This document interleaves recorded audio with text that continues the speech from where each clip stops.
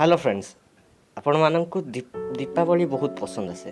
दीपावली कहीं आपण मैंने पालुंट आपण मैंने जानते से दिन रावण रावण आदित्य सी तांकर अयोध्या को फेरी क्या मारिकी रावणकर विनाश करिकी से अयोध्या फेरी से आम दीपावली पालन करिथाउ।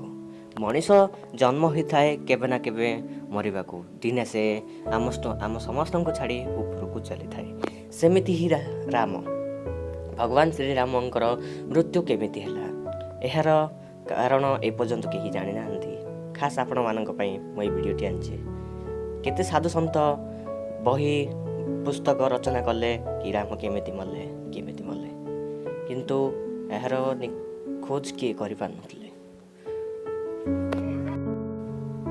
आप तो जानते एथमध्य रावणकर विनाश करिकी राम निजर अयोध्या को फेरी 14 वर्ष पर रावणकर विनाश करी राम निजर अयोध्या को फेरी आठी राजा हो निजर किसी समय सुखरे आनंद काटी किंतु एथि समय राम को एमती किसी आसीगला दुख जितेबाला धोबार पत्नी ता सहित झगड़ा करी गोटे राति आसलानी घर को सकाल दिन ता पत्नी धोबा पाखक आसीथिला। धोबा तो निजर पत्नी को ग्रहण कर किंतु अयोध्यार वासी माने ताको किए भी ग्रहण करना। यह देखी लक्ष्मण कहले कि धोबा निज पत्नी को त्याग करदेवा उचित। यह कहिथिले श्री लक्ष्मण। तो राम भी जानी कि तांकर पत्नी बहुत सती। तो फ्रेंड्स राम यह भावी कहिथिले कि धोबार पत्नी जदि धोबा को छाड़ी चलीगला एथि गोटे राति ताले मो स्त्री तो रावण पाखे केते वर्ष रही तो मो पत्नी भी मते छाड़ी जीवा उचित। यार सत्य पालन करने राम निजर राजधर्म पालन करने सीता को अलग करदेले। एथिरे सीता और रामंकर अलग घटिला जो सीता को छाड़ा को लक्ष्मण वन को धरीगले आ वन में छाड़ी पलि आसिले। इतिमध्य सीता को ऋषि वाल्मीकि निजर आश्रम आश्रय देते पुत्री भाव जत्न होते। फ्रेंड्स जितेबाला लवकुश जन्म हेले लवकुश तो श्री राम पाखक आसीले किंतु सीता निज धरती मारे सीमित हो जाते माने मृत्यु करदे। पृथ्वी एमती ही किसी बहुत दिन बहीगला बहुत राति पाईगला। थरे जम ऋषि बेश राम पाखक आसिले आ कहले तम सहित मोर किछि कथबार्ता अच्छी आउ सेपटू घर को चल दरवाजा दियो आ मते वचन दियो कि जी आम कथा शुणा को आसो तमें तार से बोध करदेव। तो राम कहले मु तुमर आज्ञा पालन करी भीतर को जीवी आ जी आसो ताके मु बोध करी।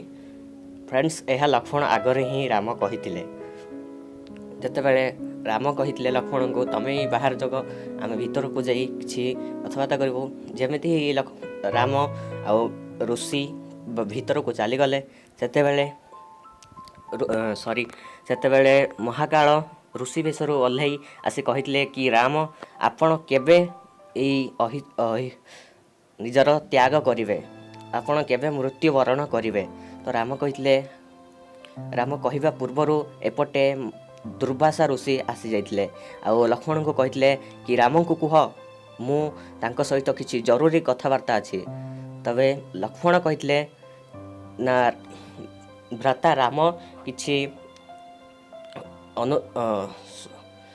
किछि ऋषि सहित सूचना कौन दिया करते ऋषि दुर्वासा कहते तोर एत साहस ताले मु अयोध्या को श्राप दौची।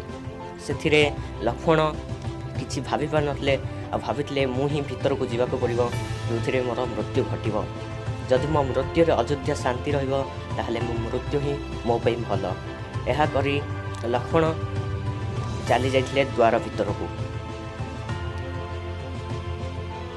लक्ष्मण जितेबाला द्वार भीतर को जाइथिले काल सेठी माया हो जाइथिले आ राम जानी कि जी भीतर को आसो तार वध करने को पड़ो निजर भाई को ही से किमिति वध करेंगे। एथिरे राम गले ऋषि पाखक ରାମ ଗଲେ ଋଷି ପାଖକୁ ଆଉ ପଚାରିଲେ ନା ମହର୍ଷି ମୁଁ ତ ବହୁତ ବଡ଼ ଆଜି ଫସିଯାଇଛି ବଡ଼ ସଙ୍କଟରେ, ମୋ ଭାଇକୁ ମୁଁ କେମିତି ମାରିବି? ତ ସେଥିରେ ଋଷି କହିଥିଲେ କି ତୁମ ଭାଇଙ୍କୁ ତୁମେ ତ୍ୟାଗ କରିଦିଅ, କାହିଁକିନା ତ୍ୟାଗ ମରଣଠୁ ଅଧିକ ନୁହେଁ। ତ ସେଥିରେ ରାମ ନିଜ ଭାଇଙ୍କୁ ତ୍ୟାଗ କରିଦେଇଥିଲେ, ନିଜର ଭାଇ ଲକ୍ଷ୍ମଣଙ୍କୁ ସେ ତ୍ୟାଗ କରିଦେଲେ। ଏଥିରେ ଲକ୍ଷ୍ମଣ ବହୁତ ରାଗିକି ମାନେ କାନ୍ଦିକି ସେ ଆସିକି ନିଜର ସବୁକିଛି ନିଜର ବସରେ ରଖିକି ସେ କୂଳରେ ମରିଗଲେ, ମାନେ ନଦୀରେ ବୁଡ଼ିକି ମରିଗଲେ। ଆଉ ତାଙ୍କୁ ଶ୍ରୀ ଇନ୍ଦ୍ର ନେଇଗଲେ ନିଜ ପାଖକୁ।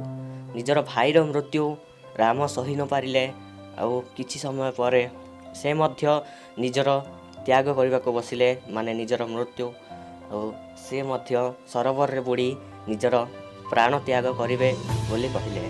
ସେ କିଛି ଲୋକଙ୍କୁ ମାନେ ହନୁମାନ ଆଉ କୁବେର ଏମାନଙ୍କୁ କହିଲେ କି ତମମାନେ ଏଇ କଳିଯୁଗରେ ରହିବେ ଆଉ ମୋର ନାଁକୁ ପ୍ରକାଶ କରିବେ। ସେଥିରେ ଶ୍ରୀରାମ ଏଇଟା ହିଁ ଥିଲା ରାମଙ୍କର ମରିବାର ଖବର। ଫ୍ରେଣ୍ଡସ୍, ଯଦି ଭିଡ଼ିଓଟି ଆପଣମାନଙ୍କୁ ଭଲ ଲାଗିଲା ତାହେଲେ ଲାଇକ୍ ଦିଅନ୍ତୁ, ଆମ ଚ୍ୟାନେଲକୁ ସବସ୍କ୍ରାଇବ୍ କରନ୍ତୁ, ଆଉ ପାଖରେ ଥିବା ବେଲ୍ ଆଇକନ୍କୁ ମଧ୍ୟ ବଜାଇ ଦିଅନ୍ତୁ। ଆଉ ଏମିତିକା ଭିଡ଼ିଓ ଆପଣମାନେ ସବୁବେଳେ ପାଇଥାନ୍ତୁ। ଜୟ ଜଗନ୍ନାଥ, ଜୟ ଜଗନ୍ନାଥ।